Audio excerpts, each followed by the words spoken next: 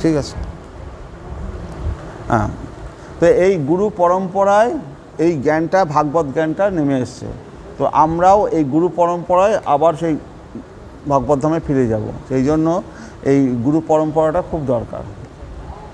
তো তাহলে আমরা জ্ঞানটা প্রথমে ব্রহ্মা, তার পুত্র নারদ, নারদ থেকে ব্যাসদেব, ব্যাসদেব থেকে সুখদেব গোস্বামী, সুখদেব গোস্বামী সুত গোস্বামী, সুত গোস্বামী থেকে শৌনক আদি ঋষিরা এই ভাগবত পাঠ করছে। তো এইবার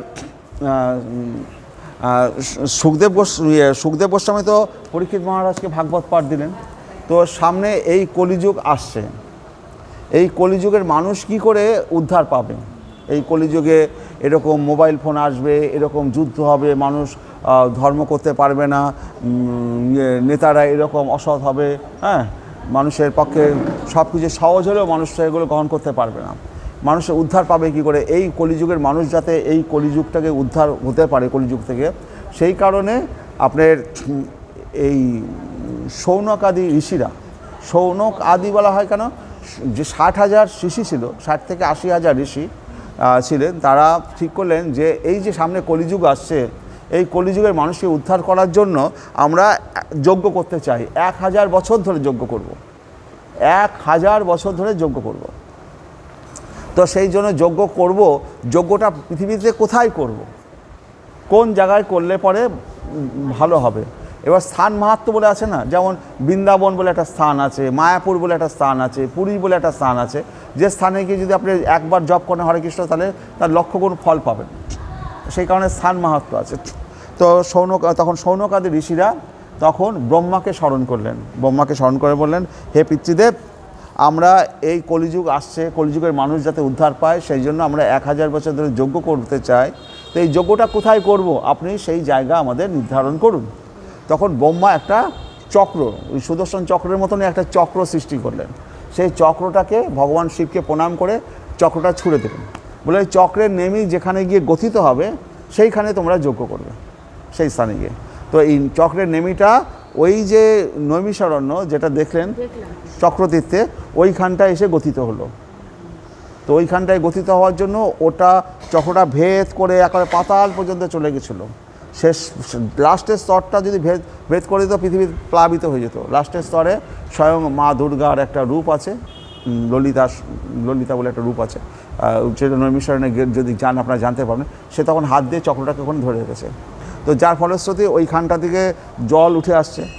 ইংরেজরা ওইখান থেকে যে জলটা উঠে আসছে আপনি ওটা পরীক্ষা করার জন্য ইংরেজরা অনেক চেষ্টা করেছিল, তার কোনো তল খুঁজে পায়নি। কোথা থেকে এভাবে জলটা উঠে আসছে অনন্তকাল ধরে, চক্রের জলটা এভাবে ঘুরছে। এইবার ওর কাছেই, ওর থেকে 1/2 কিলোমিটার দূরেই যে ব্যাস আসনটা আছে, যেখানে শৌনক আদি ঋষিরা ওইখানটায় যজ্ঞ করা, ব্রহ্মা বলল যেখানে নেমিটা গঠিত হবে সেখানে যজ্ঞ করতে হবে।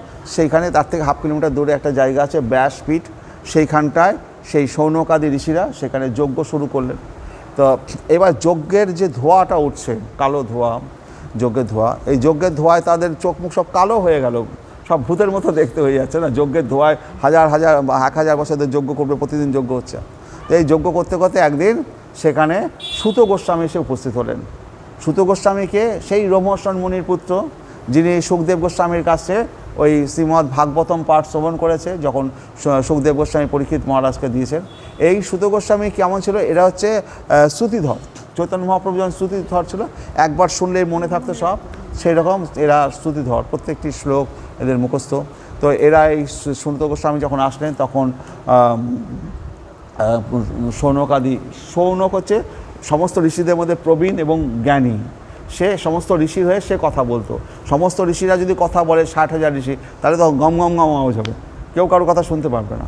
তো ওই শৌনক ঋষি তখন সুত গোস্বামী বললেন, হে সুত গোস্বামী, আপনি বড় পণ্ডিত, আপনি বেদ পুরাণ সমস্ত শাস্ত্র আপনি অবগত, এবং আপনি সুখদেব গোস্বামীর কাছ থেকে অনেক জ্ঞান প্রাপ্ত হয়েছেন। তো আপনি আমাদেরকে, আমরা এই দীর্ঘ বছর ধরে এই যজ্ঞ করছি এই নৈমিষারণ্যটা কেন, নৈমিষারণ্য নাম কেন হয়েছে? এক হচ্ছে এখানে সমস্ত নিম গাছের বাগান, নিম বৃক্ষের বাগান। একটা হচ্ছে নিম গাছ যেখানে থাকবে সেখানে কোনো রোগ হয় না, নৈমিষারণ্য। আর একটা হচ্ছে এক নিমিষে সেখানে বহু অসুরকে বধ করেছিল বিষ্ণু, সেই জন্য ওইটার নাম নৈমিষারণ্য। আর একটা নৈমিষারণ্যের নাম কেন? সেখানে বিষ্ণুর চোখের পাতা পড়ে না, নৈমিষ চোখের পাতা, এই জন্য নৈমিষারণ্য। তো আর এই সব কারণে ওইখানটায় নৈমিষারণ্য, এখানে এই যেটা দেখলেন চক্রবর্তীতে। তো সেইখানটায় সুত গোস্বামী যখন আসলেন তখন শৌনকাদি ঋষি, শৌনক মুনি বললেন যে হে সুত গোস্বামী, আমরা দীর্ঘকাল ধরে যজ্ঞ করতে করতে আমাদের গায়ের বর্ণ সব কালো হয়ে গেছে, আপনি মহান পণ্ডিত ব্যক্তি, আপনি আমাদেরকে শ্রীমদ্ ভাগবত পাঠ শ্রবণ করান। তো তার মধ্যে শৌনক ঋষিরা 6টা প্রশ্ন করেছিল। 6টা প্রশ্ন কী করেছিল? কলিযুগের মানুষদের অধঃপতিত অবস্থার কথা বিবেচনা করে নৈমিষারণ্যের ঋষিরা শ্রী সুত গোস্বামীকে অনুরোধ করেন যে তিনি যেন এই সমস্ত শাস্ত্রের সারমর্ম বিশ্লেষণ করেন, কেননা এই যুগের অধঃপতিত জীবদের পক্ষে বর্ণ এবং আশ্রম ধর্ম অবলম্বনপূর্বক সমস্ত শাস্ত্রের শিক্ষা হৃদয়ঙ্গম করে পরম পুরুষত্ব সাধন করা সম্ভব হবে না। তাহলে শৌনক ঋষি এইভাবে তার কাছে প্রার্থনা করলো। দ্বিতীয় হচ্ছে, হে সুত গোস্বামী, আপনার সর্ববিধ মঙ্গল হোক, আপনি অবগত আছেন যে কি উদ্দেশ্যে পরমেশ্বর ভগবান বসুদেব পত্নী দেবকীর গর্ভে আবির্ভূত হয়েছিলেন। আপনি সেটাও বলুন যে কি উদ্দেশ্যে ভগবান বসুদেব পত্নী দেবকীর গর্ভে আবির্ভূত হয়েছিলেন। 3 নম্বর প্রশ্ন বলছে, হে সুত গোস্বামী, যার অবতার এবং আবির্ভাব সমস্ত জীবের মঙ্গল এবং সমৃদ্ধির জন্য হয়ে থাকে, আমরা সেই বাসুদেবের লীলাসমূহ শ্রবণ করতে অভিলাষী। যে যার এরকম তার লীলাসমূহ এবং শ্রবণ করতে অভিলাষী, আপনি সেইগুলো বলুন। শুধু ভগবানের কথা বলুন এবং তার সাথে তার যে ভক্তদের রয়েছে তাদেরও কথাও বলুন। তো আরও দুটো প্রশ্ন আছে 3টে। সেটা হচ্ছে, তার অপ্রাকৃত কার্যকলাপ অত্যন্ত মহৎ এবং উদার, এবং নারদ আদি মহান ঋষিরা তা কীর্তন করেন, তা শ্রবণ করার জন্য আমরা অত্যন্ত আকুল হয়ে রয়েছি। দয়া করে আপনি বিভিন্ন অবতারে তার বিভিন্ন লীলাবিলাসের কথা আমাদের বলুন। তার বিভিন্ন অবতার যদি এসছেন, যেমন মৎস্য অবতার, কুর্ম অবতার, বরাহ অবতার, রাম অবতার, বামন অবতার, নৃসিংহ অবতার, এই যে অবতার, প্রহ্লাদ এসছে, ধ্রুব মহারাজ এসছে, এই সমস্ত ভক্তদের কথা, এই সমস্ত অবতারদের কথা আপনি আমাদেরকে বলুন। পিতু মহারাজের কথা। হরে কৃষ্ণ। তার 5 নম্বর কোশ্চেন, হে মহাজ্ঞানী সুত গোস্বামী, দয়া করে আপনি আমাদের কাছে পরমেশ্বর ভগবানের অসংখ্য অবতারের অপ্রাকৃত লীলাবিলাসের কথা বর্ণনা করুন। পরমেশ্বর ভগবান শ্রীকৃষ্ণের সেই পরম মঙ্গলময় লীলাবিলাস সম্পাদিত হয় তার চিৎশক্তি যোগমায়ার দ্বারা। তারপরে শেষ প্রশ্নটা করবে এইটা যে, ব্রূহি যোগেশ্বরে কৃষ্ণে ব্রহ্মণে ধর্মবর্মণে সাম কাষ্টম অধুনা পেতে ধর্ম কম শরণমগত। পরম ব্রহ্ম যোগেশ্বর শ্রীকৃষ্ণ সম্প্রতি তার নিত্যধামে অন্তর্ধান রূপ অপ্রকট লীলায় প্রবেশ করেছেন, এবং এই সময় যে ভগবান যে অপ্রকট লীলায় প্রবেশ করলেন, এই সময় সনাতন ধর্ম কার শরণাপন্ন হয়েছে তা আমাদের বলুন। এটা সবচেয়ে গুরুত্বপূর্ণ। এখন ভগবান অপ্রকট লীলায় প্রবেশ করেছে, তো এই কলিযুগে ধর্মটা কার শরণাপন্ন হয়েছে সেটা আমায় বলুন। তো এই প্রশ্নটাই লোকে জানে না।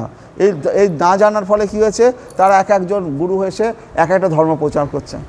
আরে ধর্মটা একটাই, এখানে 1000 রকম ধর্ম নেই। হ্যাঁ, আর ধর্ম কার শরণাপন্ন হয়েছে সেটা এখানে সুত গোস্বামী প্রশ্ন করছেন, এবং শৌনক ঋষি প্রশ্ন করেছেন, এবং সুত গোস্বামী তার উত্তর দিয়ে দেবেন। এই ধর্মটা কার আশ্রয় রয়েছে। তো ভগবান অন্তর্ধান করার পরে এই কলিগ যুগে ধর্ম কার, এই সনাতন কার শরণাপন্ন হয়েছে, কার শরণাগত হয়েছে, তা আমাদের আমাদের বলুন। আসলে এই কলিযুগে একমাত্র ধর্ম হচ্ছে শ্রীমদ্ ভাগবতম। এই শ্রীমদ্ ভাগবতম হচ্ছে ভগবানের বাঙ্ময় শরীর। তো ভগবান শব্দরূপে এই ভাগবতম রূপে রয়েছে। এটা প্রথম স্কন্ধ, এরকম 18টা বই আছে। সেটা একটা পুরোটা বই মিলে মানে 18টা খণ্ড মিলে শ্রীমদ্ ভাগবতমের 12টা স্কন্ধ, 18,000 শ্লোক রয়েছে।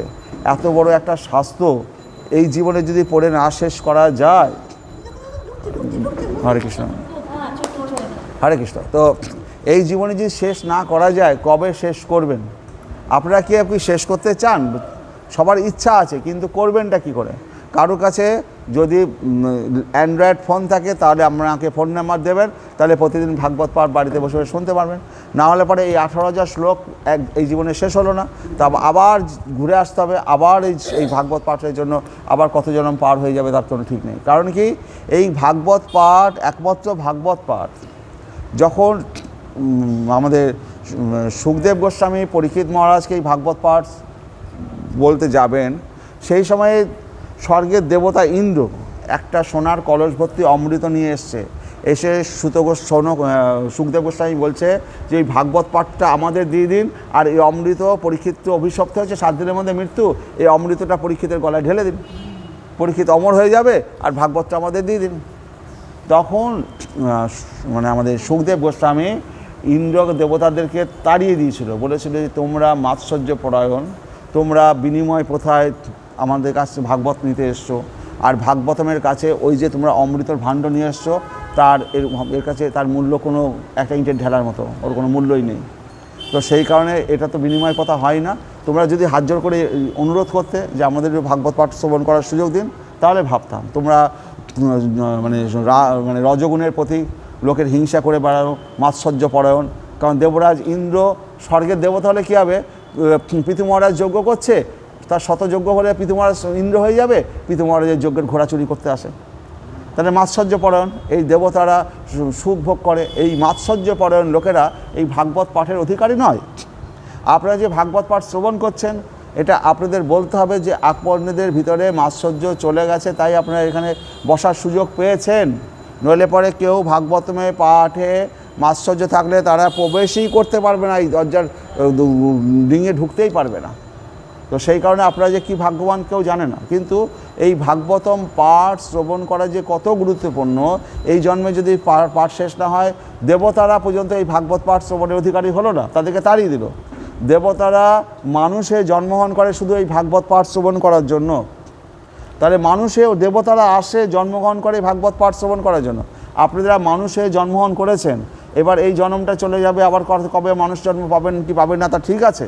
তাহলে এই জন্মে যদি ভাগবত পাঠ শ্রবণ না করেন, তাহলে কবে করবেন? আর সব জায়গায় ভাগবত পাঠ যে হয়, সেগুলো কীরকমভাবে হয়, কোনো একটা স্টোরি, কোনো একটা ঘটনা, ওইটুকু জায়গায় আধ ঘন্টা 1 ঘন্টা ভাগবত পাঠ লেকচার করে দেয়। পুরো ভাগবতমটা শোনাবেটা কে? পুরো ভাগবতম শুনতে গেলে 10 বছর লাগে, 10 বছর লাগে একটা পুরো ভাগবতম শুনতে, বুঝতে পারছেন তো? আর একটা আমি ভাগবতম পাঠ করাই, আমি মানে অনলাইনে ভাগবতম এনে শোনে, তো একটা স্কন্দ শেষ করতে আমার 4 মাস লাগে, বুঝতে পারছেন? আমি সেখানে 5 বছরের ভাগবতম শেষ করছি, কিন্তু আমাদের মহারাজরা, আমাদের গুরুদেবরা 10 বছরে শেষ করতে পারে না, বুঝতে পারছেন? আমি 4-5 বছর শেষ করে দেবো, কারণ আমার একটা স্কন্দ শেষ করতে 4 মাস লাগে, বুঝতে পারছেন? বছরে 3টে স্কন্দ, সেখানে 12টা স্কন্দ, মানে 4 বছর তো লাগবেই, মিনিমাম 4 থেকে 5 বছর লাগবেই। আর সেখানে আমাদের গুরুদেবরা 10 বছর আগে ভাগবত পাঠ শেষই করতে পারে না। তো এই ভাগবত পাঠ শুধু কান দিয়ে শোনা, মুখস্থ করতে বলছি না, শুধু একবার শোনো, এই শোনাটাই তো দরকার। তুমি একবার শুধু শোনো, তাহলে বলতে পারো হ্যাঁ ভাগবত পাঠ পুরোটা আমি শুনেছি, পাঠ করেছি। হ্যাঁ, সেই শোনাটাও লোককে পাঠালে অনেক লোক শোনে না, বুঝতে পারছে না যে এই ভাগবতম পাঠটা আজকে যে শুনছি না, এই জন্মে আর শোনা হবে কি হবে না। আজকে যে শুনছি না, তার পরিণামটা কী হবে, এই জন্মেই আর হয়তো শোনার সৌভাগ্য আসবে না। কে শোনাবে? কে শোনাবে? ভাগবত পাঠ করে করে শোনাবে? হ্যাঁ, এত বড় একটা শাস্ত্র, হ্যাঁ, তো এই খাপছাড়া করে শুনে শুনে তো পুরোটা শোনা হবে না, না? তো এই ভাগবতম পাঠ সেই কারণে খুবই গুরুত্বপূর্ণ। তো সেই কারণে তো এই 6টা প্রশ্ন করার পরে এবার আমাদের সুত গোস্বামী এবার ভাগবত পাঠ বলতে শুরু করছেন।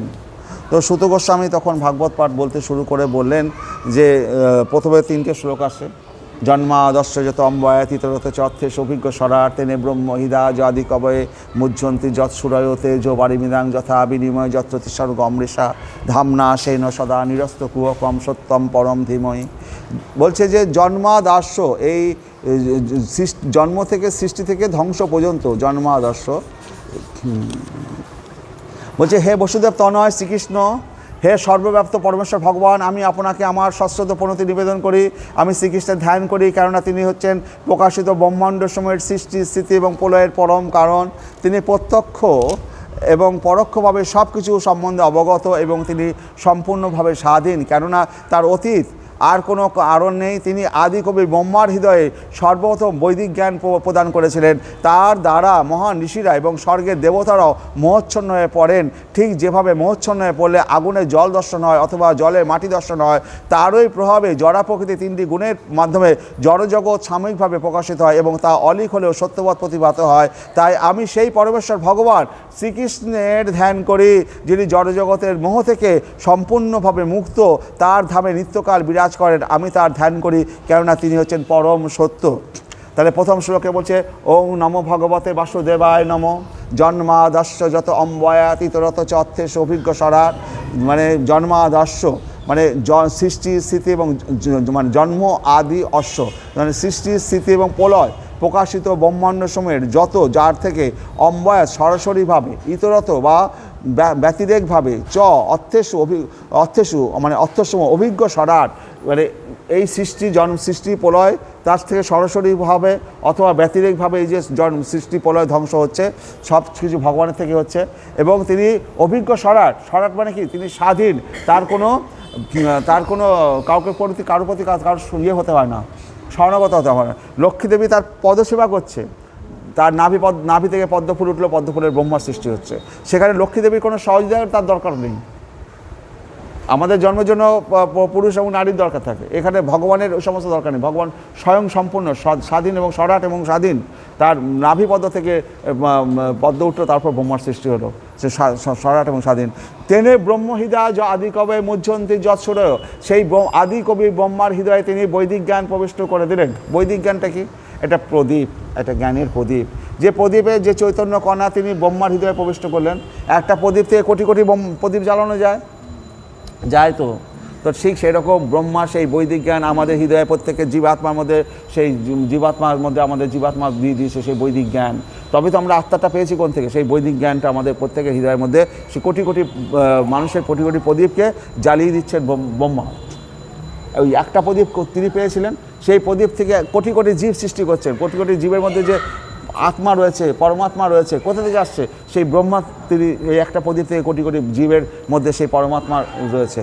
তো এইভাবে তেনে ব্রহ্ম হৃদয় য আদি কবি মুহ্যন্তি যৎসূরয়, এইটা দেখে মুহ্যন্তি যৎসূরয়, যত সব সুরয় মানে সুর দেবতারা আছে, যারা আছে, সকলেই মোহচ্ছন্ন হয়ে পড়ে। তারা তেজ ও বাড়ি মিদাং, তেজ মানে আগুন, বাড়ি মানে জল, মিদাং মানে মাটি। আগুন, জল এবং মাটির সংমিশ্রণে এই পৃথিবী যে সৃষ্টি হয়েছে, এবং সেইখানে যথা বিনিময় যত্র তিসর্গ অমৃষা, এই বিনিময় এই তিসর্গ এই পৃথিবী সৃষ্টি হচ্ছে মানে আপনি সত্য রজতম তিন গুণের দ্বারা। ধামনা সেন সদা নিরস্ত কুহকম সত্যম পরম ধীমহি। আমি সেই পরম পুরুষ শ্রীকৃষ্ণের ধ্যান করি। এটা হচ্ছে শ্রীমদ্ ভাগবতমের প্রথম শ্লোক। এই শ্লোকটা সকলকে মুখস্থ করতে হবে। এই শ্লোকটা মুখস্থ করতে অন্তত 3 মাস লাগতে পারে, 6 মাস লাগতে পারে একটা শ্লোক মুখস্থ করতে। এই শ্লোকটা মুখস্থ করতে 3 মাস লাগতে পারে, 6 মাস লাগতে পারে। হ্যাঁ, কারণ এই শ্লোকটার মধ্যেই সমস্ত শাস্ত্র নিহিত রয়েছে। ছোট্ট শ্লোকটা কিন্তু মুখস্থ করতেই 1 মাস লেগে যাবে।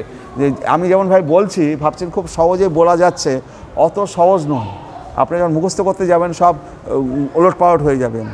ওং নমো ভগবতে বাসুদেবায় জন্মাদস্য যত অম্বয়াতীতরত চ অর্থেষু অভিজ্ঞ সরাট। তেনে ব্রহ্ম হৃদয় য আদি কবে মুহ্যন্তি যৎসূরয়। তেজো বাড়িমিদাং যথা বিনিময় যত্রতি স্বর্গ অমৃষা। ধামনা সেন সদা নিরস্ত কুহকম সত্যম পরম ধীমহি। এই শ্লোকটা এখানে আছে, আপনারা দেখবেন শ্রীমদ্ ভাগবতমের এখানে দেওয়া আছে, এবং এই শ্লোকগুলো আমার ভেঙে দেওয়া আছে, না সব পড়তে পাবেন। এই শ্লোকগুলো সব ভেঙে দেওয়া আছে এখানে। এই বই থেকে পড়লে আপনারা পড়তেই পারবেন না, এই শ্লোক ভাঙা নেই এখানে সব বই ভাঙা আছে শ্লোকগুলো। তারপরে শ্লোক কী আছে? ধর্ম পর্যিত করিতব অত্র পরম নির্মৎ স্বর্ণাম শতাম বেদ্যম বাস্তবম অত্রবস্তু শিবদম তাপত্রয় উন্মূলনম। শ্রীমদ্ ভগবতে মহামুনিকৃতে কিংবা পরে ঈশ্বর সদ্য হৃদ্য অবরুদ্ধতে অত্র পৃথিবী শুশ্রূষবি তৎক্ষণাৎ। তো এই শ্লোকটা আপনারা দেখুন না, নেই, পাচ্ছেন না? এই তো আপনারা চলে আসুন, বলে দিচ্ছি 75 পাতা, 75 পেজ। এইসব কোথায় কী আছে জানতেও তো 1 বছর লাগবে।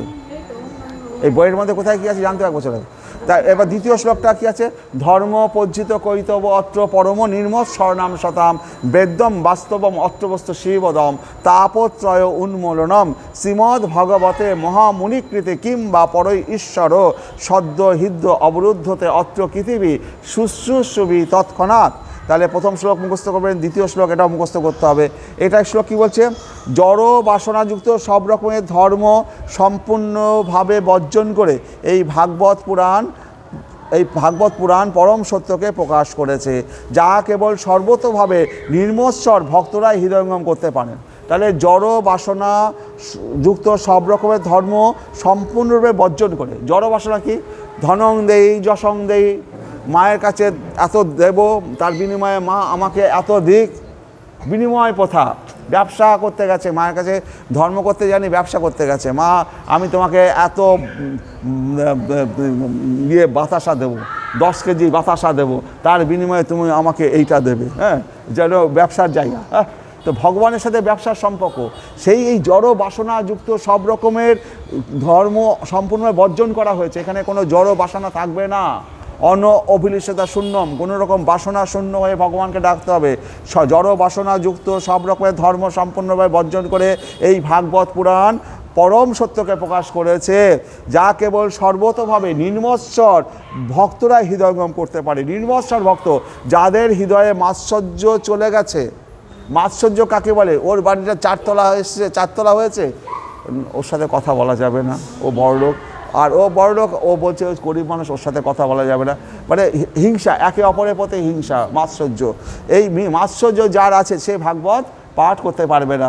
ধ্রুব মহারাজ যখন তার বিমাতার প্রতি রেগে গেছে, বিমাতা বলল যে পিতার কোলে তুই বসতে পারবি না, তুই চলে যা, আমার গর্ভে জন্ম না করলে তোর তুই রাজা হতে পারবি না, পিতার কোলে বসতে পারবি না।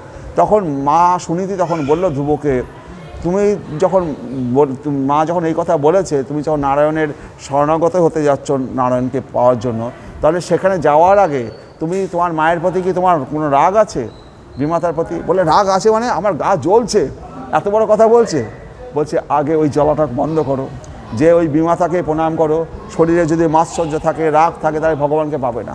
তাহলে আমাদের মধ্যে যে হিংসা, দেশ, মাৎসর্য, রাগ থাকে, তাহলে ভগবানকে পাওয়া যাবে না। তো মা সুনীতি ধ্রুবকে শিক্ষা দিয়েছে, কিন্তু আমাদের তো মাও নেই, বাবাও নেই, কেউ নেই, আমাদের কে শিক্ষা দেবে? হরে কৃষ্ণ। একমাত্র ভগবান শ্রীকৃষ্ণ তার ভাগবতমে সব লিখে গেছে, তার মাধ্যমে আমাদের শিক্ষা গ্রহণ করতে হবে। যা কেবল সর্বতভাবে নির্মৎসর ভক্তরাই হৃদয়ঙ্গম করতে পারে। পরম সত্য হচ্ছে পরম মঙ্গলময় বাস্তব বস্তু। পরম সত্য কি? পরম মঙ্গলময় বাস্তব বস্তু। বাস্তব বস্তু কি? বস্তু মানে কি? বস্তু মানে এটা বস্তু। তো পরম মঙ্গলময় বাস্তব বস্তু কি? বাস্তব বস্তু হচ্ছে শ্রীকৃষ্ণ।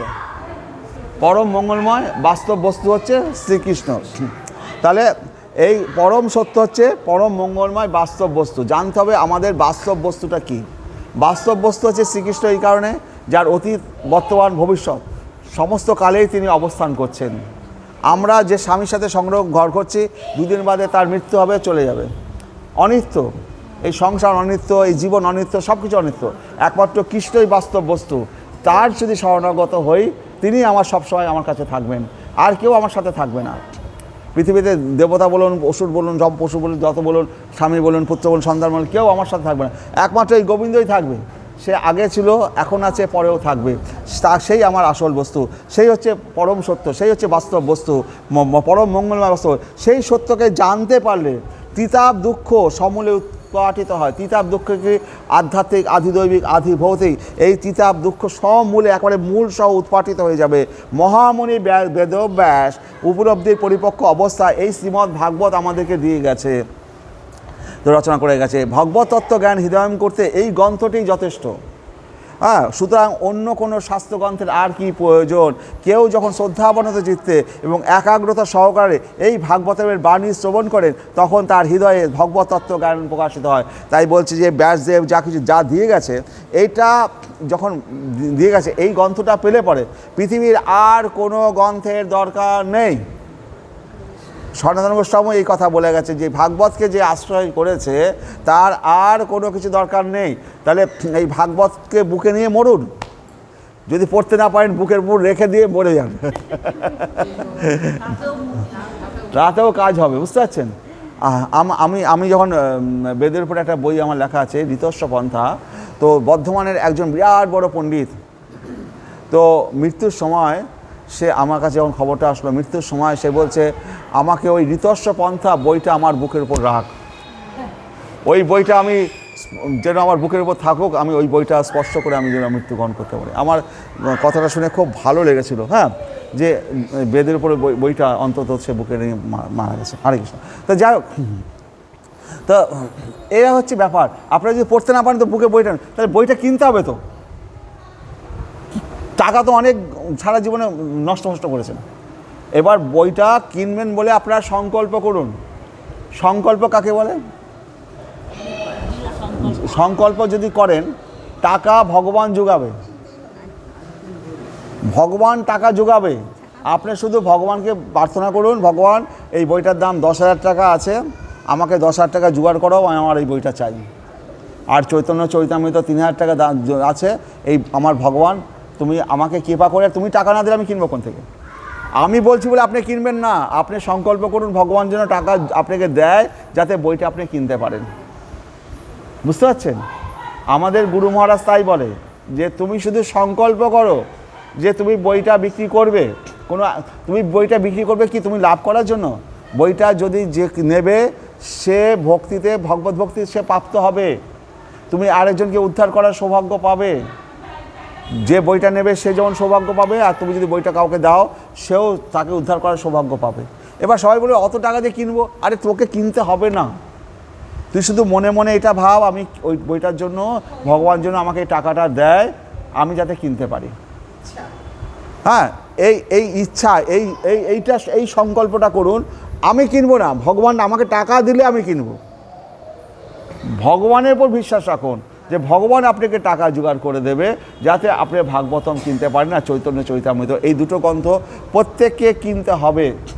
অন্তত মৃত্যুর আগে কিনুন, অন্তত হাতে স্পর্শ করুন, বইটাকে ঘরে রাখুন, বইটাকে পাতাগুলো উল্টান, পড়তে না পারেন ধূপ দেন বাড়িতে। আর ওই বইটা যদি ঘরে রাখলেন মানে ভগবানকে নিয়ে ঘরে রাখছেন। ওই দুটো গ্রন্থ যদি ঘরে রাখা হয়, যে ঘরে শ্রীমদ্ ভাগবত আর চৈতন্য চরিতামৃত আছে তার মতো মঙ্গলময় ঘর আর কিছু হয় না। যে ঘরে ভাগবত আর চৈতন্য চরিতামৃত নেই সে ঘর হচ্ছে বন্ধা ঘর। বন্ধাবাস, বুঝছেন? যে যার সন্তান হয় না তাকে বলে বন্ধা।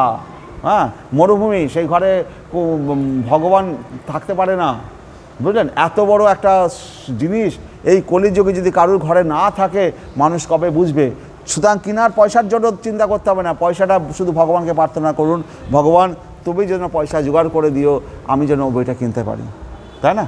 তা আপনি পয়সা কোথা থেকে পাবেন? ভগবান না দিলে পরে আমরা বলবো কিনুন কিনুন কিনুন, যেন আমার আপনি কিনলে পরে ওইটা ওখান থেকে আমার কমিশন পাবো, প্রফিট পাবো, তা নয়।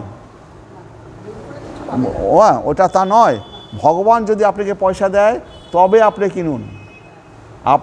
আপনি তার জন্য বাড়িতে ঝগড়াঝাটি অশান্তি কিছু করতে হবে না। ভগবানকে যে শুধু প্রার্থনা করুন, হে ভগবান আমাকে সামর্থ্য দাও, শক্তি দাও, আমাকে পয়সা তুমি যেভাবে এনে দাও যাতে আমি বইটা কিনি, এইটুকু মন দিয়ে বলুন। তারপরে পয়সা ভগবান আপনি জোগাড় করে দেবেন। হরে কৃষ্ণ। তারপরে তৃতীয় শ্লোক, এই শ্লোকটা মুখস্থ করতে হবে। নিগম কল্পতর গলিতম ফলম সুখমুখাদ অমৃত দ্রব্য সংযুতম পিবত ভাগবতম রসমালয়ম মুহুরহ রসিকা ভুবি ভাবকা। নিগম কল্প, নিগম শাস্ত্র মানে বেদ। এই বেদকে মানুষ এই কলিযুগে পড়তে পারবে না। বেদের একটা গাছের ডাল, গাছের গোড়ায় কামড়ালে কি আপনি গাছটাকে খেতে পারবেন? গাছ থেকে যদি ফল হয় রসালো আম, তাহলে ফলটা খেতে পারবেন না? তাহলে গাছের রসালো ফল, এই বেদবৃক্ষের রসালো ফল হচ্ছে শ্রীমদ্ ভাগবতম। নিগম কল্পতর গলিতম, সেই নিগম কল্পতরুর, সেই নিগম শাস্ত্র বেদশাস্ত্রের কল্পতরুর গলিত ফল এই শ্রীমদ্ ভাগবতম। এবং গলিত ফল, এই ফলটা কীরকম?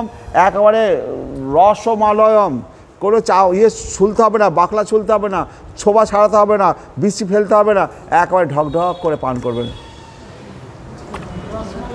রসমালয়ম, কি শান্তি!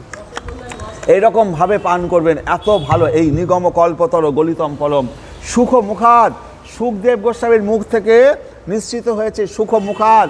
গাছে যে টিয়া পাখি বসে, সেই টিয়া পাখির যে ফলটায় মুখ দেয়, সেই গাছের মধ্যে সেই ফলটা সবচেয়ে বেশি সুস্মিষ্ট হয়। টিয়া পাখির কাছে কি আছে? এত বড় একটা লেন্স আছে, কোন ফলটা ভালো ও জানে ভালো। আপনাদের চোখে কি সেই লেন্স আছে? আপনারা বলতে পারবেন কোন ফলটা ভালো? কিন্তু টিয়া পাখি বলতে পারবে, ওর কাছে যে যন্ত্রটা আছে ও জানে কোন ফলটা সবচেয়ে সুমিষ্ট। তো এই সুখদেব গোস্বামী জানেন কি তার মুখ দিয়ে বেরোবে, সেই জিনিসটা, যে সেই শাস্ত্রটা, সেই শ্লোকগুলো আমাদের কাছে এসছে সুখমুখাত, সেই অমৃতময়, সেই অমৃত থেকেও সুখময়, সুখমুখাত, সুখদেবের মুখ থেকে নিশ্চিত হয়েছে। দ্রব সংযুতম, সেই দ্রব একেবারে গলিত দ্রব সংযুতম রসমালয়ম, যেটা ব্যাসদেব ভাগবত রচনা করেছে। ব্যাসদেব তাহলে তো দিতে পারত, ব্যাসদেব নিজে লিখেছে, নিজে তো ভাগবত আমাদের দিতে পারত। হবে না, তার মুখ দিয়ে বেরোলে ওই ফলটা মিষ্টি ফল বেরোবে না, বেরোতে হবে সুখদেবের মুখ থেকে বেরোতে হবে, আর কারোর মুখ দিয়ে বেরোলে হবে না। সুখ মুখাদ অমৃত দ্রব্য সংযুতম পিবত ভাগবতম, এই ভাগবত শাস্ত্র প্রতিদিন পান করুন। ডায়াবেটিস রোগীরা কী করে? প্রতিদিন ট্যাবলেট খায়, হ্যাঁ, প্রেশার হলে প্রতিদিন ট্যাবলেট খায়। তো আমরা এই কলিযুগে জন্মগ্রহণ করেছি, আমরা একেবারে তিতাব জ্বালা দুঃখ নিয়ে জন্মগ্রহণ করেছি। আমাদের একমাত্র সেই তিতাব জ্বালা দুঃখ থেকে মুক্তি হতে গেলে পরে এই ট্যাবলেটটাকে, এই শ্রীমদ্ ভাগবতম পিবত পান করুন প্রতিদিন। পিবত ভাগবতম রসমালয়ম, যেটা রসমালয়ম স্বরূপ, একেবারে মুহুরহ প্রতিদিন পান করুন। রসিকা, যদি আপনি রসিকা না হন, রসিকা ভুবি ভাবুকা, একমাত্র রসিক ভক্তগণ, প্রেমিক ভক্তগণ এই শ্রীমদ্ ভাগবত পাঠের অধিকারী। যারা প্রেমিক নয়, ভগবানকে প্রেম করতে জানে না, তারা কি করে ভাগবত পাঠ করবে? একজন লোক গুরুদেবের কাছে গেছে, গুরুদেব আমাকে দীক্ষা নিতে হবে, দীক্ষা দিন। গুরুদেব বলে ঠিক আছে দীক্ষা দেবো, তুমি প্রেম টেম করেছো? ও ভাবলো যে আমি প্রেম টেমের কথা বলি, যদি গুরুদেব দীক্ষা না দেয়। বলছি না গুরুদেব আমি প্রেম টেম করিনি একদম। গুরুদেব বলে যা, তো দীক্ষা হবে না। তো বলছে যে কি হলো, দীক্ষা হবে না? তো বলছে যে, বলে কেন দীক্ষা হবে না গুরুদেব একটু বলবেন? বলে তুই প্রেমই করিস নি, প্রেমিক রাজ নটবর, প্রেমের মহারাজ, তাকে জানতে গেলে হৃদয় যদি প্রেম না থাকে তাহলে পাবি কী করে? আগে প্রেম করা শেখ। না গুরুদেব আপনি ভেবেছিলাম আপনি প্রেম করা বললে পরে আপনি রাগ করবেন, সেই জন্য বলেছিলাম যে প্রেম করিনি। হ্যাঁ না গুরুদেব আমি প্রেম করেছি। বলে এবার সত্যি কথা বল। হ্যাঁ ওই প্রেমিককে জানতে গেলে নিজেকে হৃদয়ে প্রেম থাকতে হবে, রসিক হতে হবে, রসিকা ভুবি ভাবুকা, তবে ওই কৃষ্ণকে জানা যাবে, তবেই ভগবানকে জানা। একটা পাষাণ হৃদয় যে প্রতিদিন কষায়, সে কি কখনো ভগবানের কথা বলতে পারবে না, শুনতে পারবে না, বুঝতে পারবে না, তার চোখ দিয়ে জল আসবে। হ্যাঁ, পাষাণ হৃদয়তে ভাগবত ভক্তি করতে পারবে না। তাই জন্য প্রেমিক হতে হবে, ভগবানের ভক্তিতে তাকে চোখে জল আসতে হবে। হ্যাঁ, ভগবানের কাছে কান্নাকাটি করতে হবে, রসিকা ভুবি ভাবুকা, তবে সেই ভগবানকে পাবে। তো এইটাতে তিনটে শ্লোক আসলো। তারপরে কি বললো? তারপরে কি বলছে যে আরও কয়েকটা শ্লোক আমি পড়ে নিই, নাহলে পরে ইয়ে আছে। প্রায়ণ অল্প আয়ুষে সভ্য কলৌ অস্মিন যুগে জনা মন্দা সুমন্দ মতয় মন্দ ভাগ্যহী উপদ্রুতা। বলছে হে মহাজ্ঞানী, এই কলিযুগের মানুষেরা প্রায় সকলেই অল্প আয়ু। আপনাদের আয়ু কত বছর? আর ক বছর আছে? 10 বছর, 20 বছর, 5 বছর, সব তো বয়স 60 বছর হয়েই গেছে, আর আয়ু আছে 10 বছর, 20 বছর। এই কলিযুগে মানুষের স্বল্প আয়ু, এর মধ্যে মানুষ কি করে এই ভাগবত ভগ্ন করবে? হে এই কলিযুগে মানুষেরা প্রায় সকলেই অল্প আয়ু, তারা কলহ প্রিয়, রাত দিন বাড়িতে গিয়ে ঝড়গাঝাটি করবে। শাশুড়ি আর বউ যদি ঝড়গা না হয় দিনটাই ভালো যায় না। দিনটা যদি ভালো না গেল তাহলে কি রাত্রে ঘুমাতে পারবে না। ঝড়গা হয়েছে, ব্যাস নিশ্চিন্ত ঘুমানো। তো ঝড়গা করতেই হবে। কলহ প্রিয়, অলস, কাজ করবে না, ও বলবে তুই কর, ও বলবে তুই কর, অলস। মন্দ মতি, তাদের মতিটাও মন্দ। আর ভাগ্যহীন, তারা বড়লোক নয়, একটা ভাগবতম কিনবে তাদের পয়সা নেই, ভাগ্যহীন। হ্যাঁ, তারপরে কি বলছে? এবং সর্বোপরি তারা নিরন্তর রোগাদির দ্বারা উপদ্রুত। তাহলে এই কলিযুগের মানুষের একাতে অল্প আয়ু, তারা কলহপ্রিয়, তাদের অলস, তারা মন্দগতি, ভাগ্যহীন। যে ভগবানের একটা গ্রন্থ কিনব, সেই অর্থটা ভগবান মানুষকে দেয়নি। তাহলে আমাদের কি অবস্থা, কী অবস্থায় আমরা বাস করছি? একটা বই কিনবো, অর্থ, সে অর্থটা যদি ভগবান না দেয় তাহলে ভগবানের নামটা জানবো কী করে? হ্যাঁ, তো অর্থটা তো ভগবানের দেওয়া উচিত ছিল না, তাই না? আমি বলছি একটা শ্রীমদ্ ভাগবতমের দাম 10,000 টাকা, একটা চৈতন্য চরিতামৃত 3,000 টাকা। শুনলে তো মাথা খারাপ হয়ে যাবে মানুষের, যে এ কী রে, এ কি আমাদেরকে টাকা নিয়ে আমাদের সাথে ধর্ম নিয়ে ব্যবসা করছে? কিন্তু টাকাটা তো দেওয়ার কথা ভগবানের, যাতে আপনারা বইটা কিনতে পারতেন, হ্যাঁ, বাড়িতে নিয়ে যেতে পারতেন ভগবানকে। হ্যাঁ, এই কলিযুগে এমন একটা অবস্থা, মানুষকে যার আছে সে কিনবে না, যার নেই, যার ইচ্ছা আছে সে কিনবে, তার ক্ষমতা নেই। হ্যাঁ, এই কলিযুগের একটা ভয়ঙ্কর পরিস্থিতির মধ্যে আমরা চলছি। তবু এর মধ্যে লড়াই চালাতে হবে, তবু এর মধ্যে লড়াই করে আমাদেরকে এগোতে হবে। হ্যাঁ, মানে হেরে গেলে চলবে না, যে আমার কাছে পয়সা নেই বলে পড়তে পারবো না, এমন কোনো কথা নেই। ঠিক আছে, যবে ভগবান দেবে, হ্যাঁ, তবে পড়বো। নারায়ণম নমস্কৃত্যম নরম চৈব নরোত্তমম দেবীম সরস্বতীম ব্যাসম তত জয়মুদিরয়ের। সংসার বিজয়ী গ্রন্থ শ্রীমদ্ ভাগবত উচ্চারণ করার পূর্বে পরমেশ্বর ভগবান নারায়ণ, সর্বশ্রেষ্ঠ মানুষ নরনারায়ণ ঋষি নামক ভগবত অবতার বিদ্যা দেবী সরস্বতী এবং ব্যাসদেবকে আমি আমার সশ্রদ্ধ প্রণাম করি। সবই পুংসাম পরধর্ম যত ভক্তি অধ্যক্ষ যে অহিতকী অপ্রতিহতা জয়া আত্মা সুপ্রসিদ্ধতি। সমস্ত মানুষের পরম ধর্ম হচ্ছে সেই ধর্ম যার দ্বারা ইন্দ্রিয়জাত জ্ঞানের অতীত শ্রীকৃষ্ণের অহিতকী এবং অপ্রতিহতা ভক্তি লাভ করা যায়। সেই ভক্তি বলে অনর্থ নিবৃত্তি হয়ে আত্মা যথার্থ প্রসন্নতা লাভ করে। তাহলে সবই পুংসাম পরধর্ম যত ভক্তি অধ্যক্ষ যে অহেতুকী অপ্রতিহতা জয়া আত্মা সুপ্রসিদ্ধতি। সমস্ত মানুষের পরম ধর্ম হচ্ছে কি সেই ধর্ম যার দ্বারা ইন্দ্রিয়জাত জ্ঞানের অতীত আমরা শ্রীকৃষ্ণকে আমাদের চক্ষু কর্ণ নাসিকা জিহ্বা ত্বক এই ইন্দ্রিয়, এই অধক্ষজ এই ইন্দ্রিয় দিয়ে ভগবানকে জানতে পারবো না। ভগবানকে দর্শন করছি, ভগবানের প্রসাদ গ্রহণ করছি, কিন্তু ভগবানকে জানা সম্ভব না এই চক্ষু কর্ণ নাসিকা জিহ্বা দিয়ে। তিনি অধক্ষজ, এই ইন্দ্রিয়জাত জ্ঞানের অতীত শ্রীকৃষ্ণ, তার প্রতি অহৈতুকী অপ্রতিহতা ভক্তি লাভ করতে হবে।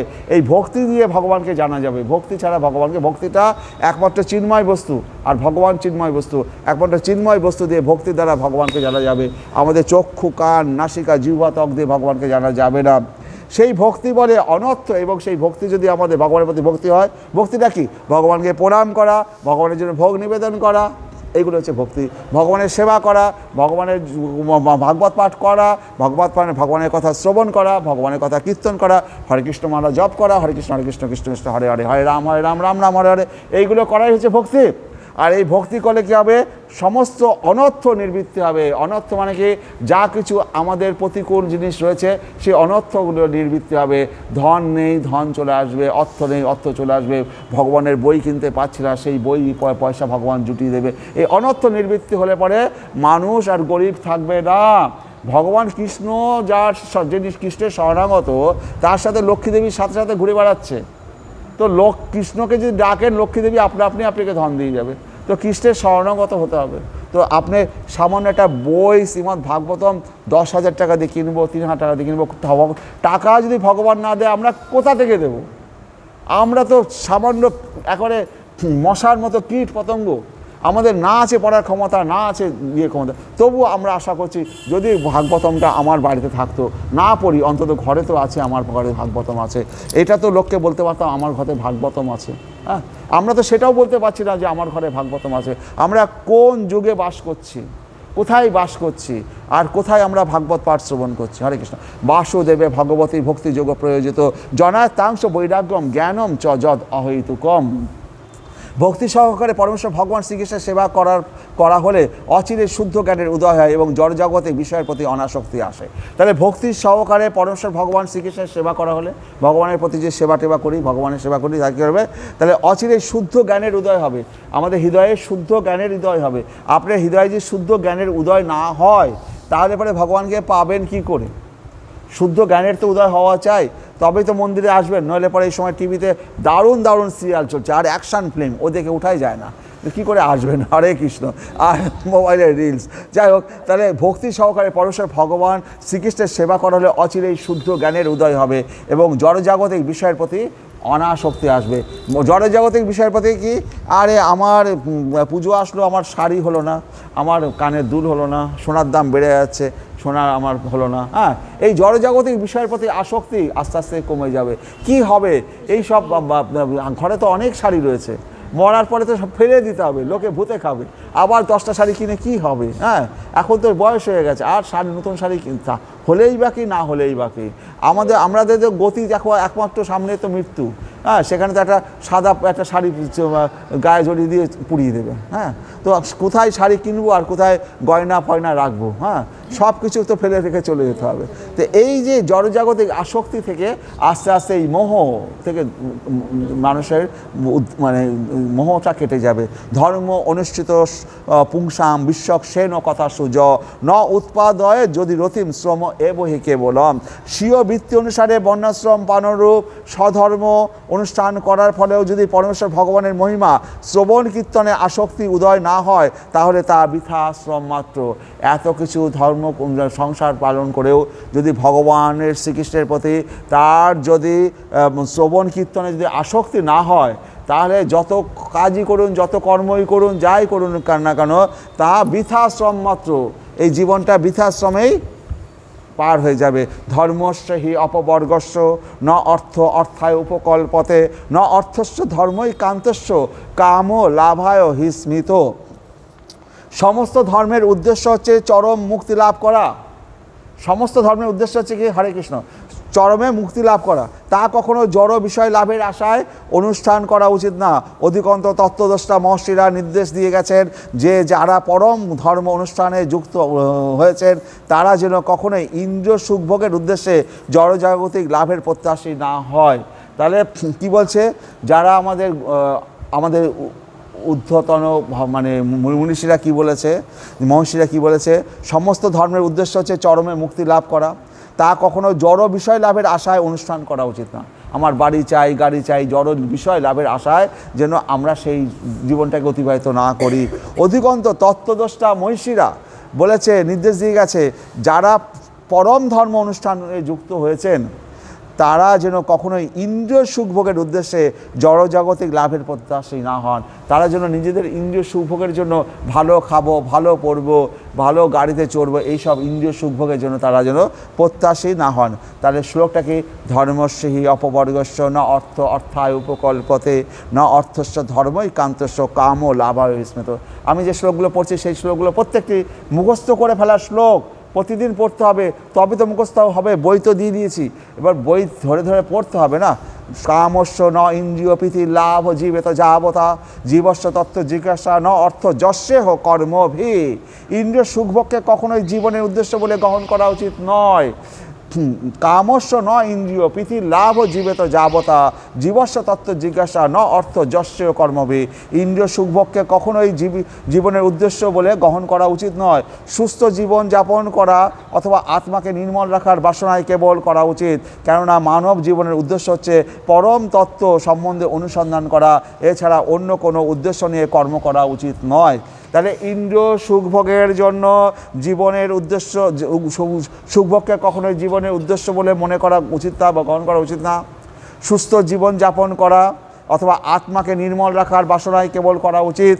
কেননা মানব জীবনের উদ্দেশ্য হচ্ছে পরম তত্ত্ব সম্বন্ধে অনুসন্ধান করা, এছাড়া অন্য কোনো উদ্দেশ্য নিয়ে কর্ম করা উচিত নয়। বদন্তি তৎবিদম বদন্তি তত্ত্ববিদ তত্ত্বম যৎ জ্ঞানম অদ্বয়ম ব্রহ্মেতি পরমাত্মেতি ভগবান ইতি সর্বতে। এই শ্লোকটা মুখস্থ করা শ্লোক। যা অদ্বয় জ্ঞান অর্থাৎ এক এবং অদ্বিতীয় বাস্তব বস্তু, জ্ঞানীগণ তাকেই পরমার্থ বলেন। সেই তত্ত্ববস্তু ব্রহ্ম, পরমাত্মা ও ভগবান এই ত্রিবিধ সংজ্ঞায় সঙ্গীত বা কথিত হন। তাহলে বদন্তি মানে তারা বলেন। কারা বলেন? তাকে তত্ত্ববিদ, তত্ত্বজ্ঞানীরা বলেন। তত্ত্বম পরম তত্ত্ব, যৎ যা জ্ঞানম জ্ঞান, অদ্বয়ম অদ্বিতীয়, ব্রহ্মেতি পরমাত্মেতি ভগবান ইতি শব্দতে। যা অদ্বয় জ্ঞান অর্থাৎ এক এবং অদ্বিতীয় বাস্তব বস্তু সেই শ্রীকৃষ্ণ, জ্ঞানীগণ তাকে পরমার্থ বলেন। সেই তত্ত্ববস্তু যারা জ্ঞানীরা তাকে ওকে ব্রহ্ম বলছে, যারা যোগীরা তাকে পরমাত্মা বলছে, আর আমরা যারা ভগবানের পুজো করছি আমরা ভগবান বলছি। তাহলে ব্রহ্মেতি পরমাত্মেতি ভগবান ইতি শব্দতে। তাহলে এইগুলো কারা বলছে? তত্ত্বজ্ঞানীরা বলছে। বদন্তি মানে কারা বলছে? বদন্তি মানে বলছে কারা? তত্ত্বজ্ঞানী, যারা সমস্ত বৈদিক জ্ঞানের সেটা, তারা কি বলছে? হ্যাঁ, পরম তত্ত্বকে যারা জানেন। বদন্তি তারা বলেন, আমরা বলছি না। বদন্তি তত্তত্ত্ববিদ তত্ত্বম যজ্ঞানম অদ্বয়ম ব্রহ্মেতি পরমাত্মেতি ভগবান ইতি শব্দতে। যে অদ্বয় জ্ঞান, এক এবং অদ্বিতীয় বাস্তব বস্তু, জ্ঞানীগণ তাকে পরমাত্ম বলেন। সেই তত্ত্ববস্তু ব্রহ্ম, পরমাত্মা ও ভগবান এই ত্রিবিধ সংজ্ঞায় সঙ্গীত বা কথিত হন। তৎসত্য ধানা মুনয় জ্ঞান ও বৈরাগ্য যুক্তয়া পশ্যন্তি আত্মনি চ আত্মনি ভক্তা শ্রুত গৃহীতয়া। অপ্রাকৃত বস্তুতে সুদৃঢ় নিশ্চয় বিশ্বাসযুক্ত মুনিগণ জ্ঞান এবং বৈরাগ্য যুক্ত হয়ে শাস্ত্র শ্রবণজনিত উপলব্ধি অনুসারে ভগবানের প্রতি প্রেমময়ী সেবার দ্বারা তাদের শুদ্ধ হৃদয়ে পরমাত্মারূপে সেই তত্ত্ব বস্তুকে দর্শন করেন। অপ্রাকৃত বস্তুতে সুদৃঢ় নিশ্চয় বিশ্বাসযুক্ত মুনিগণ, অপ্রাকৃত বস্তুতে সুদৃঢ় নিশ্চয় বিশ্বাসযুক্ত মুনিগণ জ্ঞান এবং বৈরাগ্য যুক্ত হয়ে, জ্ঞান এবং বৈরাগ্য, বৈরাগ্য মানে কি? কোনো কিছুর প্রতি তার আসক্তি থাকবে না, সেই বৈরাগ্য। শ্রীকৃষ্ণের বৈরাগ্য সবচেয়ে বেশি দেখা যায়। বৈরাগ্য, তিনি এত যুদ্ধ করেছে, হ্যাঁ, কোথাও কি তিনি সেই যুদ্ধে করে সেই রাজ্য দখল করে রাজা হয়েছেন? হ্যাঁ হ্যাঁ, তিনি জরাসন্ধকে বধ করলেন, তার ছেলেকে রাজা করে দিলেন। হ্যাঁ, ওদিকে কংসকে বধ করলেন, হ্যাঁ, উগ্রসেনকে রাজা করে দিলেন।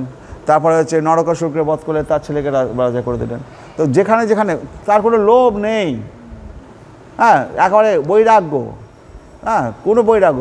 কুরুক্ষেত্রে যুদ্ধ করলেন, রাজা করলো যুধিষ্ঠিরকে। তো উনি বলতে পারতেন আমি তো যুদ্ধের, আমি তো যুধিষ্ঠির বলতে তুই অল্প একটু নেই, আমি একটু বেশি নেবো। তার কোনো লোভ নেই, তিনি ভগবান। হ্যাঁ, তার এই সমস্ত পার্থিব বস্তুর প্রতি কোনো লোভ নেই। তাই বলছে, তাহলে অপ্রাকৃত বস্তুতে সুদৃঢ় নিশ্চয় বিশ্বাসযুক্ত মুনিগণ জ্ঞান এবং বৈরাগ্যযুক্ত হয়ে শাস্ত্র শ্রবণ জনিত উপলব্ধি অনুসারে ভগবানের প্রতি প্রেমময়ী সেবার দ্বারা তাদের শুদ্ধ হৃদয়ে পরমাত্মারূপে সেই তত্ত্ববস্তুকে দর্শন করেন। তা আমরা হলে কী হতাম? কুরুক্ষেত্রের যুদ্ধ, ভগবান এত সুন্দর যুদ্ধ টুদ্ধ করে দিয়েছে, আমি যদি যুধিষ্ঠির হতাম আর ভগবানকে একটা সুন্দর মালাটালা, সোনার মালাটালা দিয়ে ভগবানকে গিফট দিতাম। হ্যাঁ, ভগবান ভাবছি যে আমি ভগবানের বিরাট বড় গিফট। আরে ভগবানকে আমরা কিছু দেওয়ার মতো অধিকারই নেই আমাদের। হ্যাঁ, ভগবানকে কি দেব? সবই তো তার। হ্যাঁ, ভগবানকে দিতে পারবো কি? ভক্তি, যেটা পাণ্ডবেরা দিয়েছে। ভগবানকে যে প্রেম প্রীতি ভালোবাসা দিয়েছে, যে ভক্তির জন্য ভগবান তাদের পাণ্ডবদের ঘরে বাধা হয়ে আছে, তার 16,108 মহিষী দ্বারকায় বসে আছে কালে হাত দিয়ে, আর ভগবান কিনা পাণ্ডবের ঘরে অর্জুনের সাথে এক খাটে শুয়ে দুইজন বসে শুয়ে রয়েছে।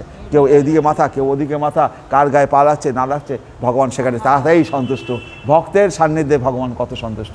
তাহলে ভক্তিতে ভগবানকে পুজো করা যায়, ওই ধন দৌলত ঐশ্বর্য দিয়ে ভগবানকে ডাকা যায় না। অত পম্মে দ্বিজ শ্রেষ্ঠা বর্ণাশ্রম বিভাগস সনুষ্ঠিতস্য ধর্মস্ব সংসিদ্ধি হরিতোষু নাম, হরিতোষ নাম। বলছে যে হে দ্বিজ শ্রেষ্ঠ, তাই সিদ্ধান্ত করা হয়েছে যে স্বীয় প্রবণতা অনুসারে বর্ণাশ্রম ধর্ম পালন করার মাধ্যমে পরমেশ্বর ভগবান শ্রীহরির সন্তুষ্টি বিধান করাই হচ্ছে স্বধর্মের চরম ফল। তাহলে স্বধর্ম কি? যেমন ব্রাহ্মণের পুজো করছে, আমি আপনাদের ভাগবত পাঠ করাচ্ছি, আপনারা শ্রবণ করছেন, প্রত্যেকের নিজস্ব ধর্ম রয়েছে না? তাহলে হে দ্বিজ শ্রেষ্ঠ, হে ব্রাহ্মণ শ্রেষ্ঠ, তাই সিদ্ধান্ত করা হয়েছে যে স্বীয় প্রবণতা অনুসারে বর্ণাশ্রম ধর্ম পালন করার মাধ্যমে পরমেশ্বর ভগবান শ্রীহরির, এই বর্ণাশ্রম ধর্ম পালন করার শ্রীহরির সন্তুষ্টি বিধান করাই হচ্ছে স্বধর্মের চরম ফল। তাই শ্রীহরির সন্তুষ্টি বিধান। কুরুক্ষেত্রের যুদ্ধ অর্জুন করবে না, কেন জ্বলল? ভগবান চাইছেন আমি যুদ্ধ করতে, সেই কারণে ভগবানের সন্তুষ্টি বিধানের জন্য অর্জুন যুদ্ধ করছেন, নিজের জন্য যুদ্ধ করছেন না। যুদ্ধে জয়লাভ করলেও অর্জুনের আনন্দ নেই, পরাজিত হলেও অর্জুনের আনন্দিত নেই। অর্জুন যুদ্ধ করছে ভগবানের জন্য। হ্যাঁ, তো এই ভগবানের জন্য যদি করি ধরি তো শোনোই হচ্ছে শ্রীহরির সন্তুষ্টি বিধান করাই হচ্ছে স্বধর্মের চরম ফল। ভগবান যুধিষ্ঠিরকে বলছে, বলো মিথ্যা কথা বলো, অশ্বত্থামা হত ইতি। হ্যাঁ, যুধিষ্ঠির বলবে না, কিন্তু ভগবান চেয়েছেন ভগবানের সন্তুষ্টি বিধানই বড় কথা। তাই ভগবানের সন্তুষ্টি বিধানের জন্য যে যুধিষ্ঠির মিথ্যা কথা বলেন না, তাকেও বলতে হলো অশ্বত্থামা হত ইতি গোজো। ভগবানের সন্তুষ্টি, ভগবান পরীক্ষা করছেন যুধিষ্ঠিরকে, তুমি কত বড় ভক্ত হয়েছো। আমার সন্তুষ্টি বিধান না করলে পরে তুমি ভাবছো যে সত্যি কথা বলে একবারে উদ্ধার পেয়ে যাবে। আমার সন্তুষ্টি বিধান করতে হবে, আমি যা চাইবো সেটাই তোমাকে করতে হবে। আমার সন্তুষ্টি বিধান না করলে তোমার ওই সত্য অসত্য মিথ্যা এই সময় কোনো মূল্যই নেই যদি ভগবানের সন্তুষ্টি বিধান না করা হয়। তাহলে ভগবানের সন্তুষ্টি বিধানই হচ্ছে একমাত্র পথ, তাছাড়া কোনো পথ নেই। যদ অনুধ্যাসিনা যুক্তা কর্মগ্রন্থি নিবন্ধনম ছিন্দন্তি কবিদাস্তস্য ক ন কুজ্জাত কথা রতিম। বলছে পরমেশ্বর ভগবানের অনুসরণ রূপ তরবারির দ্বারা যথার্থ জ্ঞানী পুরুষেরা কর্মবন্ধন ছেদন করেন, তাই সেই ভগবানের কথায় কেই বা রতিযুক্ত হবে না। পরমেশ্বর ভগবানের অনুসরণ রূপ তরবারির দ্বারা, এই যে ভগবানের কথা শুনছেন, এই অনুসরণ ভগবানের কথা শ্রবণ করার ফলে কি হচ্ছে, যথার্থ জ্ঞানী পুরুষেরা তাদের কর্মবন্ধন ছেদন করেন। এই শ্রবণ করার মাধ্যমে আপনাদের কর্মবন্ধন ছেদন হয়ে যাচ্ছে, আপনারা জানতেও পাচ্ছেন না আপনাদের কীভাবে কর্মবন্ধন ছেদন হচ্ছে। তাই সেই ভগবানের কথায় কেই বা রতিযুক্ত হবে না। যদি এই ভগবানের কথা শুনে আমাদের কর্মবন্ধন ছেদন হয়ে যায়, তাহলে আমরা কেন শ্রবণ করব না? তাই শ্লোকটা কি বলছে, হরে কৃষ্ণ, যৎ অনুধ্যাসিনা যুক্তা কর্মগ্রন্থি নিবন্ধনম ছিন্দন্তি কবিদাস্তস্য কোন কুজ্জাত কথা রতিম। এই শ্লোকগুলো যেগুলো পড়ছি প্রতিদিন একবার করে পড়তে হবে, মুখস্থ হওয়ার দরকার নেই, একবার করে পড়ে যান। হ্যাঁ, 15 দিন, 1 মাস, 6 মাস বাদে একদিন মুখস্থ হয়ে যাবে, পড়তে হবে প্রতিদিন। তো এবার এখন কি অবস্থা, আমরা তো বাড়িতে এসে প্রাইভেট টিচারের মতো এসে বাড়িতে এসে পড়াতে পারবো না। আপনাদের নিজেদেরকে পড়তে হবে, তাছাড়া তো কোনো পথ নাই যে আগেকার দিনের মতো আছে বাড়িতে প্রাইভেট টিচার রেখে দিলাম, আমাকে বাড়িতে এসে প্রাইভেট টিচার ভাগবতমের শ্লোকগুলো মুখস্থ করে দিয়ে গেল। হ্যাঁ, আমি আজকে আপনাদের পড়িয়ে দিয়ে যাচ্ছি, বই পাচ্ছেন, তারপরেও যদি না পড়েন, এইরকম সুযোগ আর কবে হারাবেন? আর হারাবেন না। শুশ্রূষ শ্রদ্ধা ধানস্য বাসুদেব কথা রুচি সান্ময় সেবয়া বিপ্রা পুণ্য তীর্থ নিষেবনাথ। ভাবতে পারেন এই সমস্ত শ্লোকগুলো শ্রীমদ্ ভাগবতমে লেখা আছে, ভাবতে পারছেন এই সমস্ত শ্লোকগুলো ভাগবতমে লেখা আছে, আর শ্লোকগুলোর অর্থ মানে কি ব্যাখ্যা? হ্যাঁ, হরে কৃষ্ণ। হে ব্রাহ্মণ ঋষিগণ, সব রকমের পাপ থেকে সম্পূর্ণভাবে মুক্ত ভগবত ভক্তদের সেবা করার ফলে মহৎ সেবা সাধিত হয়। এই ধরনের সেবার ফলে কৃষ্ণ কথা শ্রবণে আসক্তির উদয় হয়। তাহলে হে ব্রাহ্মণ ঋষিগণ, সব রকমের পাপ থেকে সম্পূর্ণভাবে মুক্ত ভগবত ভক্তদের সেবা করার ফলে মহৎ সেবা সাধিত হয়। আমরা যদি ভগবত ভক্ত তাদের সেবা করি, তাহলে পরে মহৎ সেবা সাধিত হয়। এই ধরনের সেবার ফলে কৃষ্ণ কথা শ্রবণে আসক্তির উদয় হয়। এখন ঘটনা হচ্ছে, এই যুগে মুক্ত ভগবত ভক্তরা কোথায় পাবেন? সেবা তো আপনার করার ইচ্ছা আছে, কিন্তু ভগবত ভক্তকে পাওয়া তো দরকার, যাকে সেবা করবেন। তো সেই ভগবত ভক্ত কোথায়? হ্যাঁ, এই ভগবত ভক্তকে আজকে কলিযুগে পাওয়া মুশকিল। সেবা করার লোক হয়তো সবাই সব সেবা করতে চায়, কিন্তু উপযুক্ত ভগবত ভক্ত কোথায়? আছে, কিন্তু সেগুলো তো সচরাচর সবসময় পাওয়া যায় না। হরে কৃষ্ণ। তো আমার তার নাম আমি বলবো না, আমার গুরু মহারাজ আছে, আমার ভগবানের কৃপায় এরকম একটা ভগবত ভক্তকে পেয়েছি। হ্যাঁ, তো যা এরকম ভগবত যারা সম্পূর্ণ জীবন উৎসর্গ করেছেন এবং তারা এত ধন দৌলত পায়, কোনো ধন দৌলত অন্যান্য অনেকের ক্ষেত্রে ওনারা 1 পয়সা পর্যন্ত ভগবানের সেবা ছাড়া গ্রহণ করেন না, সব ভগবানের ভাণ্ডারে চলে যাচ্ছে, বুঝতে পারছেন? তাদের জীবনের কোনো ইয়ে নেই, কারণ ভগবানের প্রতি তারা নিবেদিত পান। দিনের মধ্যে 24 ঘন্টা ভগবত পাঠ ভগবানের ভক্ত সেবা করে যাচ্ছে, জীবনটাকে পুরোপুরি উৎসর্গ করে দিয়েছে।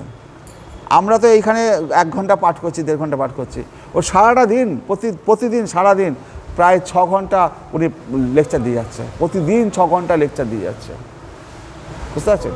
তো প্রতিদিন 6 ঘন্টা একটা লোক লেকচার দিয়ে যাচ্ছে প্রতিদিন, কতটা সে যুক্ত আছে। আর আমি জানি এইভাবে যে ভক্তিতে যে যুক্ত আছে আমার মহারাজ, যে যুক্ত আছে, আমি জানি আজ থেকে 10 বছর বাদে সারা পৃথিবীতে এর মতো জ্ঞানী পুরুষ আর কেউ হবে না। আমরাও যদি, আপনিও যদি প্রতিদিন 6 ঘন্টা করে ভাগবত পাঠ করেন আর লোককে শোনান, হ্যাঁ, তাহলে পরে আপনি কত বড় জ্ঞানী হতে পারেন জানেন? হ্যাঁ, 6 ঘন্টা, 8 ঘন্টা, 10 ঘন্টা সারা দিন, সকাল 9টার সময় লেকচার দিচ্ছে, দুপুর বিকাল 4টের সময় লেকচার দিচ্ছে, সন্ধ্যে 6টার সময় লেকচার দিচ্ছে। হ্যাঁ, সব অনলাইন ক্লাস চলছে, একটা লেকচারে 300 করে লোক তার পাঠ শুনছে। হ্যাঁ, আবার মন্দিরে ইয়ে হচ্ছে, কখনো তিনি বাইরে যাচ্ছেন, গাড়ির মধ্যে বসে বসে তিনি ল্যাপটপ নিয়ে লেকচার দিয়ে যাচ্ছে, গাড়ির মধ্যে, গাড়ি চলছে, গাড়ির মধ্যে বসে, ট্রেনের মধ্যে বসে, গাড়ির মধ্যে, কোনো সময় ফাঁকি দিচ্ছে না।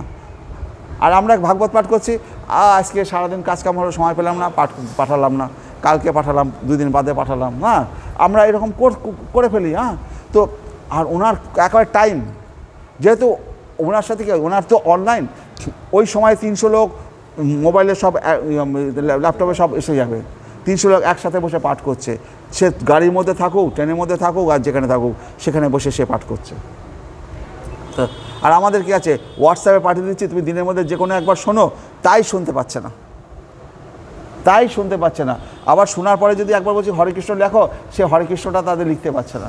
আমি জানতে পারছি না যে কজন শুনছে আর কজন শুনছে না। হ্যাঁ, আমি তো অনলাইন করছি না, কিন্তু আমি হোয়াটসঅ্যাপে পাঠাচ্ছি যখন, আমি জানতে পারছি না যে আমার 100 জন ভক্ত শুনছে, তার মধ্যে কজন সিরিয়াসলি শুনছে আর কজন শুনছে না। ভক্ত যদি না শোনে, তাহলে আমরা বলবো কি করে? আজকে আমি এখন যে পাঠটা করছি আপনারা শুনছেন বলে আমি বলতে পারছি। আপনারা যদি না শোনেন তাহলে পরে কি আমি বলতে পারতাম? তাহলে ভক্ত, পাঠক আর ভগবান এক, এই এক সূত্রে যদি মালাটা গাঁথা না হয় তাহলে ভাগবত পাঠ হবে না। আমি বলবো, আপনারা শুনবেন না, ভগবান কি করে শুনবে, তাই না? তো এইখানে তিনজনে একাত্মীভূত হবে, সেইটা মানুষ বুঝতে চায় না যে আমার থেকে আপনাদের গুরুত্ব বেশি, শ্রোতার দাম বেশি। শ্রোতা যদি না থাকে, শ্রোতা যদি না শোনে, শ্রোতা যদি বুঝতে না পারে, তাহলে এই পাঠের কোনো দাম আছে? কোনো দাম নেই। হরে কৃষ্ণ। তাহলে শুশ্রূষ শ্রদ্ধা ধারণস্য বাসুদেব কথা রুচি সন্ময় সেবায়া বিপ্রা পুণ্যতীর্থ নিষেবনাথ। হে ব্রাহ্মণ ঋষিগণ, সব রকমের পাপ থেকে সম্পূর্ণভাবে মুক্ত ভগবত ভক্তদের সেবা করার ফলে মহৎ সেবা সাধিত হয়। এই ধরনের সেবার ফলে কৃষ্ণ কথা শ্রবণে আসক্তির উদয় হয়। হরে কৃষ্ণ। আপনাদের আর একটু কষ্ট দিই। সিম্বতাম সকথা কৃষ্ণ পুণ্যশ্রবণ কীর্তন হৃদন্তস্থ হবজ্জানে বিধুনতির সহিত শতাম। পরমেশ্বর ভগবান শ্রীকৃষ্ণ, যিনি পরমাত্মারূপে সকলের হৃদয়ে বিরাজ করেন এবং যিনি হচ্ছেন সাধুবর্গের সহিত, তিনি তার পবিত্র কথা শ্রবণ এবং কীর্তনে রতিযুক্ত ভক্তদের হৃদয়ে সমস্ত ভোগ বাসনা বিনাশ করেন। তাহলে সিম্বতাম সকথা কৃষ্ণ পুণ্যশ্রবণ কীর্তন হৃদয়ন্তস্থ হবজ্জানে বিধুনতি সহিত শতাম। পরমেশ্বর ভগবান শ্রীকৃষ্ণ, যিনি পরমাত্মা রূপে সকলের হৃদয়ে বিরাজ করেন এবং যিনি হচ্ছেন সাধুবর্গের সহিত, তিনি তার পবিত্র কথা শ্রবণ এবং কীর্তনে রতিযুক্ত ভক্তদের হৃদয়ে সমস্ত ভোগ বাসনা বিনাশ করেন। তাহলে পরমেশ্বর ভগবান শ্রীকৃষ্ণ, যিনি পরমাত্মা রূপে সকলের হৃদয়ের মধ্যে অবস্থান করছেন, বিরাজ করেন, যিনি হচ্ছেন সাধুবর্গের সহিত, সাধুদের সহিত, তিনি তার পবিত্র কথা শ্রবণ, এই তার পবিত্র কথা ভগবানের কথা যারা শ্রবণ এবং কীর্তনে রতিযুক্ত ভক্তদের হৃদয়ের সমস্ত ভোগ বাসনা বিনাশ করে। তাহলে সিম্বতাম সকথা কৃষ্ণ পুণ্যশ্রবণ কীর্তন হৃদয়ন্তস্থহি অভদ্রানি বিধুনতি সহিত শতাম। নষ্ট প্রায়শ অভদ্রেশ নিত্যম ভগবত সেবয়া ভগবতী উত্তম শ্লোকে ভক্তির ভবতী নৈষ্ঠিকী। নিয়মিতভাবে শ্রীমদ্ ভাগবত শ্রবণ করলে এবং ভগবানের শুদ্ধ ভক্তের সেবা করলে হৃদয়ের সমস্ত কলুষ সম্পূর্ণরূপে বিনষ্ট হয় এবং তখন উত্তম শ্লোকের দ্বারা বন্দিত পরমেশ্বর ভগবান শ্রীকৃষ্ণের প্রতি প্রেমময়ী ভক্তি সুদৃঢ়রূপে প্রতিষ্ঠিত হয়। নষ্ট প্রায়শ অভদ্রেশ নিত্যম ভগবত সেবয়া ভগবতী উত্তম শ্লোকে ভক্তির ভবতী নৈষ্ঠিকী। নিয়মিতভাবে শ্রীমদ্ ভাগবত পাঠ শ্রবণ করলে, ভগবানের শুদ্ধ ভক্তের সেবা করলে হৃদয়ের সমস্ত কলুষ সম্পূর্ণরূপে বিনষ্ট হয় এবং তখন উত্তম শ্লোকের দ্বারা এই যে শ্লোকগুলো পড়ছি, উত্তম শ্লোকের দ্বারা বন্দিত পরমেশ্বর ভগবান শ্রীকৃষ্ণের প্রতি প্রেমময়ী সেবায় সুদূরূপে প্রতিষ্ঠিত হওয়া যায়। তদা রজস্তম ভাবা কাম লোভদয়শ্চ যে এ চেত এতই অনাবিদ্ধম স্থিতম সত্যে প্রসিদ্ধতি। যখন হৃদয়ে নৈষ্ঠিকী ভক্তির উদয় হয় তখন রজ তমগুণের প্রভাব জাত কাম ক্রোধ লোভ ইত্যাদির রিপুসমূহ হৃদয় থেকে বিদূরিত হয়ে যায়। তখন ভক্ত সত্যগুণে অধিষ্ঠিত হয়ে সম্পূর্ণরূপে প্রসন্ন হয়। তাহলে এবং প্রসন্ন মনস ভগবত ভক্তি যোগত ভগবতত্ত্ব বিজ্ঞানম মুক্ত সংঘর্ষ জায়তে। এইভাবে শুদ্ধ সত্ত্বে অধিষ্ঠিত হয়ে ভক্তি যোগে যুক্ত হওয়ার ফলে যার চিত্ত প্রসন্ন হয়েছে তিনি সব রকম জড় বন্ধন থেকে বন্ধন মুক্ত হয়ে ভগবত তত্ত্ব বিজ্ঞান উপলব্ধি করতে পারেন। হরে কৃষ্ণ কৃষ্ণ কৃষ্ণ হরে হরে, হরে রাম রাম রাম হরে হরে, হরে কৃষ্ণ কৃষ্ণ কৃষ্ণ হরে হরে, হরে রাম রাম রাম হরে হরে। জয় শ্রীকৃষ্ণ চৈতন্য প্রভু নিত্যানন্দ শ্রী অদ্বৈত গদাধর শিবাসাদি গৌর ভক্তবৃন্দ। হরে কৃষ্ণ কৃষ্ণ